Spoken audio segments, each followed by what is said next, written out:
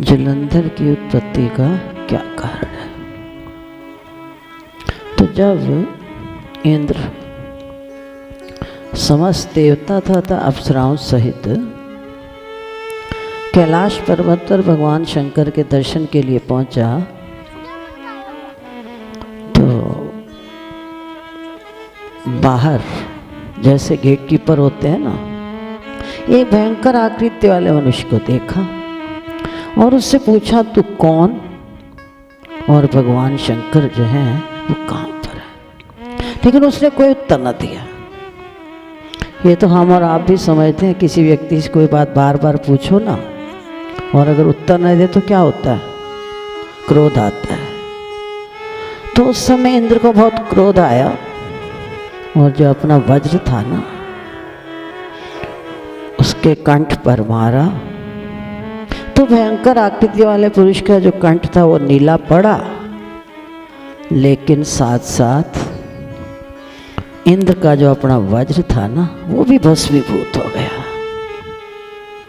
उस समय पृथ्वी पर चारों तरफ से हाहाकार मचने लगे। एक ऐसी प्रचंड ज्वाला प्रकट हुई। उस ज्वाला को देखकर ऐसा प्रतीत होता था जिस प्रकार अभी अभी ये संपूर्ण विश्व को जलाकर भस्म कर देगी। सब देवता मिलकर भगवान शिव की स्तुति करने लगे। भगवान शंकर प्रसन्न हुए तथा वर मांगने के लिए कहा। तो उन्होंने कहा कि भाई देखो, ये जो क्रोध का भयंकर दुष्परिणाम है ना, इंसान कभी नहीं सोचता। क्रोध करने से पूर्व हम तो सोचते हैं कि हमने दूसरे व्यक्ति पर क्रोध किया, लेकिन वास्तव में वो क्रोध दूसरे पर नहीं होता, अब तो हमारा अपना जबरदस्त नुकसान होता है। अब इंद्र का वज्र भी तो भस्मीभूत हुआ या नहीं हुआ।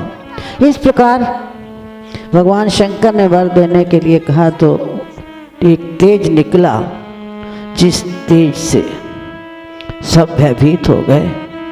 जब भगवान शंकर प्रसन्न हुए तो उन्होंने सबने प्रार्थना की, प्रभु इस प्रचंड ज्वाला को, प्रचंड अग्नि को वापस भेजो। तो भगवान शंकर कहते हैं ये तेज वापस नहीं जा सकता। बड़ी दूर भगवान शंकर ने जब ज्वाला को फेंका तो ज्वाला कहाँ पहुंची, सीधी समुद्र में। समुद्र से एक बालक का जन्म हुआ। जब बालक का जन्म हुआ तो वो बालक बड़ी जोर से रोने लगा। तो ब्रह्मा जी को बहुत आश्चर्य हुआ, ये क्या है, कौन है। तो उस समय समुद्र ने कहा, ये बालक बोलो मेरा है ये बालक, इसका जात कर्म संस्कार करवाइए। तो बालक का जब जात कर्म संस्कार किया गया तो उस समय बालक ने जो ब्रह्मा जी की दाढ़ी थी ना वो बड़ी जोर से पकड़ ली। ब्रह्मा जी के नेत्रों से जो आंसू बहने लगे तो उसका नाम क्या रखा गया, जलंधर। यह है जलंधर की उत्पत्ति का कारण। और भगवान शंकर ने यह भी कह दिया कि भगवान शिव के तेज से उत्पत्ति उत्पत्ति है, इसलिए इसका वध जो है भगवान शंकर के अतिरिक्त दुनिया की कोई शक्ति नहीं कर सकती। इस प्रकार जलंधर का जो विवाह था वो किसके साथ हुआ, वृंदा। जलंधर के विवाह जो है जब वृंदा के साथ हुआ तो जो वृंदा थी ना वो पतिव्रता स्त्री थी। मन, वचन और कर्म तीनों की आंख से उसने कभी पर पुरुष का चिंतन तक भी नहीं किया था। जाना तो बहुत दूर की बात है, कभी भी उसने पर पुरुष का चिंतन नहीं किया। जब देवताओं ने देखा ये जलंधर दुष्टता पर दुष्टता करता चला आ रहा है और दैत्यों को इधर से जलंधर की शक्ति प्राप्त हो गई, तो धीरे धीरे अनर्थ बढ़ाने लगे, अत्याचार करने लगे। कोई भी व्यक्ति को जब कोई बल प्राप्त होता है ना तो बल प्राप्त करके उसका जो अभिमान है ना वो बहुत बढ़ जाता है। और अभिमान की कीमत कच्ची कौड़ी भी नहीं है। कच्ची कौड़ी का तो शायद मूल्य होता होगा शिलान्यास में, पाणी ग्रहण संस्कार आदि में अहंकार का तो कच्ची कौड़ी जितना भी मूल्य नहीं है। अब जलंधर का बल पाकर जब दैत्य देवताओं पर बड़े बड़े अत्याचार करने लगे तो देवता बेचारे दुखी हुए। वो कहाँ पहुँचे हैं? किसकी शरण में गए? विष्णु भगवान की शरण में पहुँच गए, विष्णु भगवान की शरण में। और देवता भी आगे अपने बृहस्पति गुरु की शक्ति से कम बलशाली वो भी नहीं थे। आप सोचो कि दैत्यों के पास ही शक्ति थी, देवताओं के पास भी शक्ति कम नहीं थी। परस्पर देवता और दैत्यों का जब घोर संग्राम होने, संग्राम का कारण क्या बना? मूल कारण क्या था संग्राम का? कि दैत्यों ने देखा देवता कहीं हमसे जीत ना जाए, तो उन्होंने संदेशा भेज दिया, घस्पर नाम के दूत को भेजा कि जाओ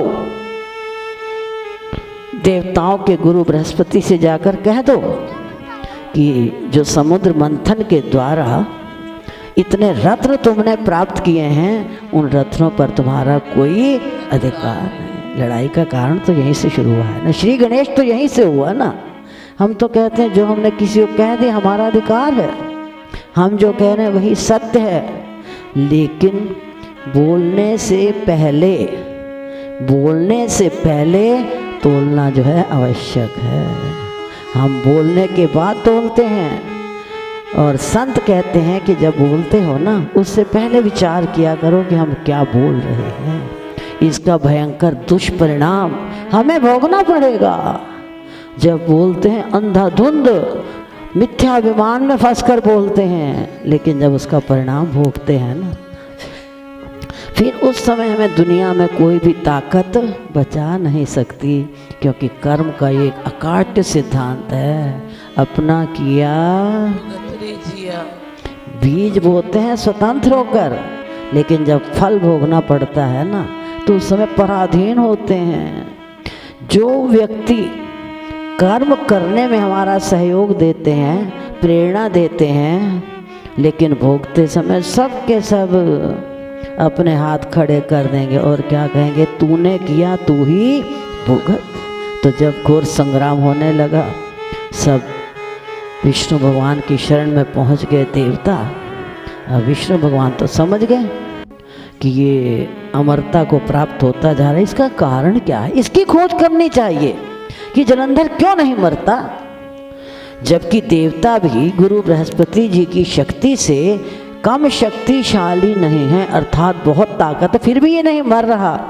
तो उन्होंने कहाँ से खोज की कि इसका जो पतिव्रत धर्म है ना, उसी के कारण ये अमरता को प्राप्त होता जा रहा है। हमारे शास्त्रों में कहा गया कि जो पतिव्रता स्त्री है ना, अगर चाहे तो सूर्य देवता को रोक, इतनी शक्ति है पतिव्रता स्त्री में। पतिव्रता नारी मृतक पति को जीवित कर सकती है, लेकिन उसका पतिव्रत धर्म मन वचन और कर्म से सत्यता से ओतप्रोत होना चाहिए। मन भी कभी वो अपना दूषित संकल्प खड़ा ना करे, संकल्प में भी पर पुरुष का ध्यान उसे नहीं आना चाहिए। समझ गए विष्णु भगवान कि अब हमें कोई ना कोई काम ऐसा अवश्य करना पड़ेगा जिससे कि वृंदा के शील को भंग किया जाए। तो ढोली का काम होता है ढोल बजाना, कोई सुने या ना सुने ये उसकी अपनी इच्छा पर निर्भर है। सत श्री अकाल। सही महाराज की बोल श्याम कार्तिक की जय। बोल श्रीमात गंगा तेरी हरिया जाओ मेरा सोया